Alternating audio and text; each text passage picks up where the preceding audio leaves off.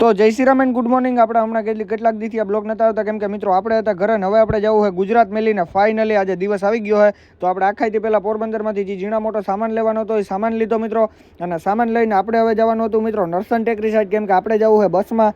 તો આખાઈથી પહેલાં આપણે મિત્રો ડેમ્પો બંધવીને ગયા નરસન ટેકરી, અને રાત પડી ગઈ હતી ને પછી આપણે બસમાં બેસી ગયા હતા મિત્રો. અને આપણે જઈએ છે અને ગુજરાત મેલીને આપણે ક્યાં જઈએ મિત્રો એ તો તમને આગળ ખબર પડી જ જશે.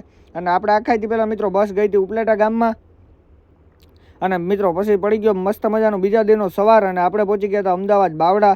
અને હજી મિત્રો આપણે ગુજરાત મેલીને જવાની તો બહુ વાર છે અહીંથી મિત્રો. હજી તો આપણે આવ્યા છે ગાડીએ, અને આખાઈથી પહેલાં મિત્રો અહીંયા આપણે કરવાની હતી દાર ખાલી. તો એના માટે થઈને આપણે મિત્રો ઊભા થયા. હવે દાર કેદી ખાલી થાય તો ખબર નથી. તો મિત્રો અહીંયા પછી તો થઈ ગયો તો બપોર, અને આપણે વ્યા ગયા હતા બાવડાની અંદર ખાવા માટે અમદાવાદ.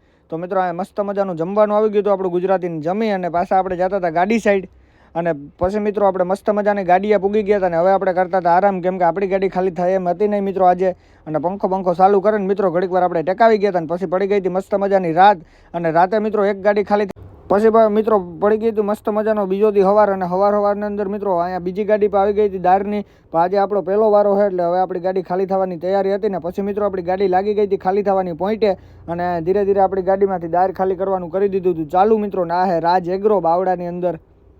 અને પછી અહીંયા ધીરે ધીરે આપણી ગાડી થતી હતી મિત્રો ખાલી, ને આપણે આવી ગયા હતા હાવ ઉપર. અને આતા હંભ્યું થોડીક વાતું જીકે લીધી, બાકા ચીકી બોલાવી લીધી.